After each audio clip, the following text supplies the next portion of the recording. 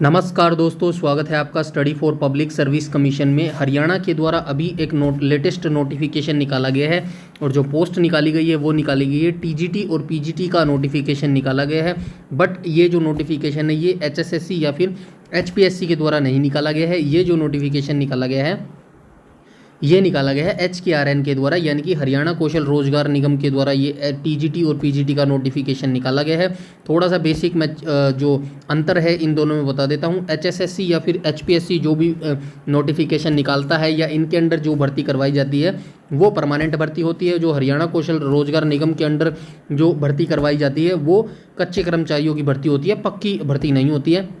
But इसका मतलब ये नहीं है कि हरियाणा कौशल रोजगार निगम के अंडर जो बच्चे लगते हैं उनको कभी भी निकाला जा सकता है या फिर उसके अंदर सैलरी नहीं मिलती है। ऐसा कुछ भी नहीं है, बहुत अच्छा पे स्केल और सैलरी इसके अंदर मिलती है। और जो हरियाणा कौशल रोजगार निगम है, अगर आप अच्छे से अपना काम करते रहेंगे तो कोई आपको नहीं हटाएगा, आप लगातार अपना काम करते रहेंगे। तो चलिए आइए देख लेते हैं इस पर्टिकुलर वीडियो के अंदर हम एजुकेशन क्वालिफिकेशन की बात करने वाले हैं। टीजीटी और पीजीटी का जो नोटिफिकेशन निकाला गया है, क्या कुछ उनके लिए एजुकेशन क्वालिफिकेशन रखी गई है। साथ ही मैं हरियाणा कौशल रोजगार निगम के बारे में भी थोड़ी सी बेसिक जानकारी बता दूंगा। तो ये यहाँ पे बताया गया है, Haryana Kaushal Rozgar Nigam invited online application PRT JBT TGT PGT eligible candidate online for the Haryana vacancy 2024। तो ये हरियाणा कौशल रोजगार निगम का ऑनलाइन पोर्टल है, उसी के द्वारा आपको टीजीटी और पीजीटी के लिए अप्लाई करना होगा।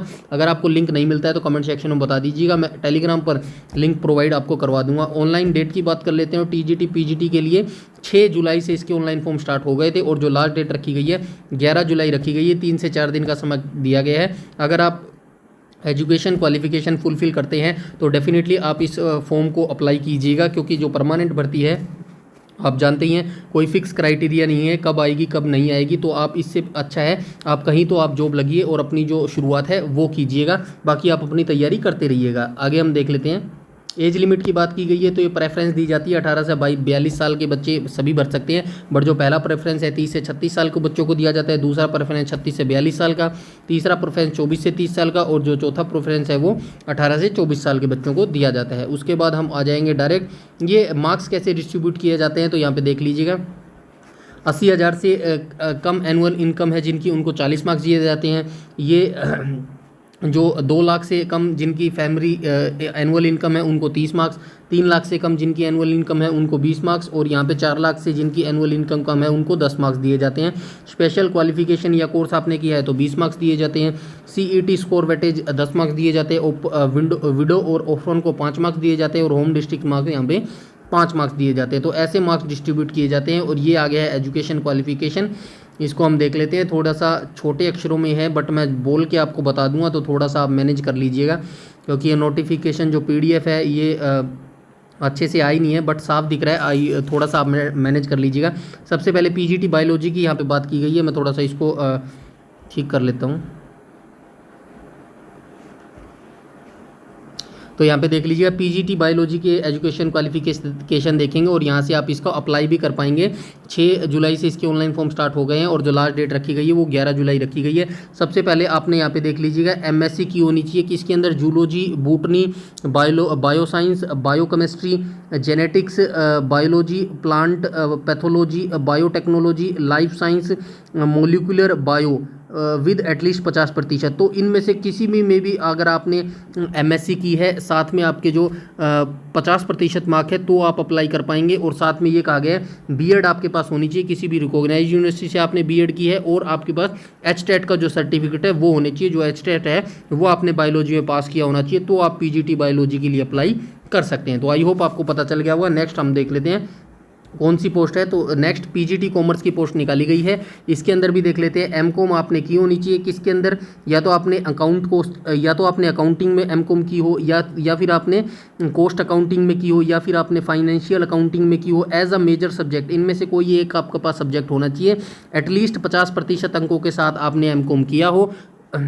साथ में कहा गया है बीएड आपके पास होनी चाहिए किसी रिकॉग्नाइज्ड यूनिवर्सिटी से और HTET पास आपने किया हो तो आप इस पीजीटी कॉमर्स के लिए अप्लाई कर सकते हैं। नेक्स्ट आ जाएंगे हम पीजीटी इकोनॉमिक्स की बात कर लेते हैं। तो यहाँ पे देख लीजिए पीजीटी इकोनॉमिक्स के कहा गया है MA की होनी चाहिए, आपने MA की होनी चाहिए economics applied economics, business economics with at least 50% mark के साथ। तो एमए आपने की है किसी भी इन सब्जेक्ट में, इकोनॉमिक्स में की है या फिर अप्लाइड इकोनॉमिक्स में की है या फिर बिजनेस इकोनॉमिक्स में की है, साथ में अगर आपके 50% अंक है तो आप अप्लाई कर पाएंगे। साथ में आपने बीएड की होनी चाहिए किसी रिकॉग्नाइज्ड यूनिवर्सिटी से और आपके पास एचटेट की होनी चाहिए, तो आप अपने अप्लाई कर पाएंगे पीजीटी इकोनॉमिक्स के लिए।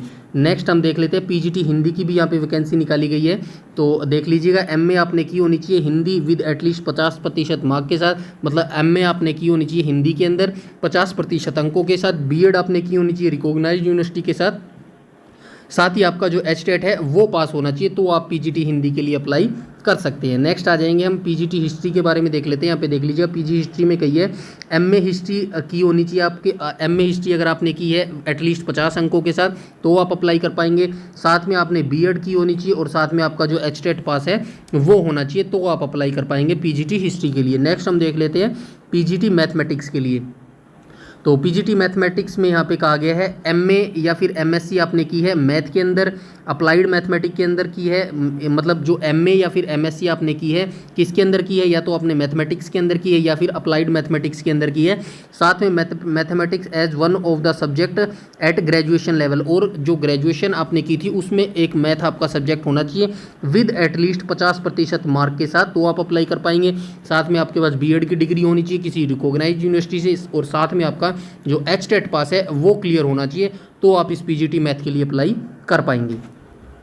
नेक्स्ट हम देख लेते हैं पीजीटी पॉलिटिकल साइंस की। यहाँ पे बात कही है एमए आपके पास की होनी चाहिए, या तो आपने पॉलिटिकल साइंस में की है, एक ही इसमें है ऑप्शनल, एमए आपने पॉलिटिकल साइंस में की होनी चाहिए विद एटलीस्ट 50% अंकों के साथ। साथ में आपकी बीएड पास होनी चाहिए और साथ में जो आपका एचटेट पास है वो होना चाहिए, तो आप पीजीटी पॉलिटिकल साइंस के लिए अप्लाई कर पाएंगे। देखिए मैं शॉर्ट में आपको बता रहा हूँ, थोड़ी सी और एजुकेशन क्वालिफिकेशन दी गई है, जैसे कि और लिख के दी गई है, तो वो भी आप आराम से बैठ के देख लीजिएगा। और में भी शायद आपकी जो क्वालिफिकेशन है वो कंप्लीट हो सकती है। इसकी जो कंप्लीट पीडीएफ है अच्छे तरीके से मैं टेलीग्राम पर शेयर कर दूंगा, वहां से आप देख सकते हैं। उसके बाद अगर आपका कोई भी डाउट है एजुकेशन क्वालिफिकेशन को समझने में, तो आप कमेंट करके कमेंट सेक्शन में पूछ सकते हैं।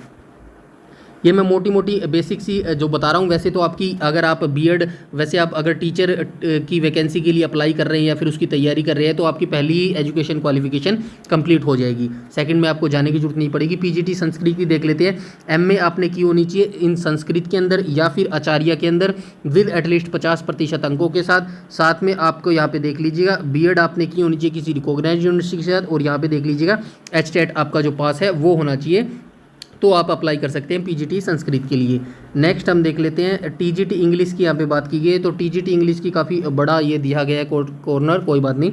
बैचलर डिग्री आपके पास की होनी चाहिए रिकॉग्नाइज्ड यूनिवर्सिटी के साथ विद एटलीस्ट 50% मार्क के साथ, मतलब ग्रेजुएशन आपने की होनी चाहिए 50% अंकों के साथ। उसके बाद यहाँ पे कहा गया है as technical subject in BTC, JBT और DEd, diploma in education, diploma ये थोड़ी सी और कि मैं बता दिया गया है, कोई दिक्कत वाली बात नहीं है, आप देख लीजिएगा आराम से बैठ के। मैं बेसिक जानकारी बता देता हूँ।